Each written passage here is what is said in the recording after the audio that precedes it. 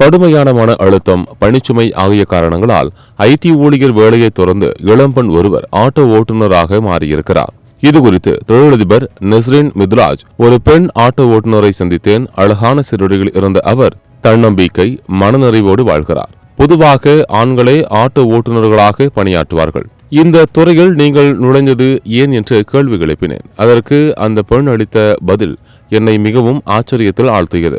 9 ஆண்டுகள் ஐடி நிறுவனத்தில் மேலாளராக பணியாற்றினேன்.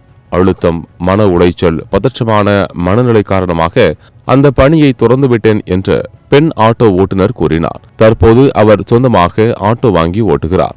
மாதம் சுமார் ரூபாய் 60,000 ஊதியம் ஈட்டுகிறார். இந்த பணியில் அவர் மகிழ்ச்சியாக வாழ்கிறார். கௌரவத்தை விட மன அமைதியே முக்கியம் என தெரிவித்திருக்கிறார். அவரின் இந்த பதிவு சமூக வலைதளங்களில் வைரலாகி வருகிறது. இதை பார்த்த பலரும், வாழ்த்துக்கள் சகோதரி, வாழ்க்கையில் நிம்மதிதான் முக்கியம், எப்பவும் மகிழ்ச்சியாக இருங்க என்று போட்டி போட்டு வாழ்த்தி வருகின்றனர்.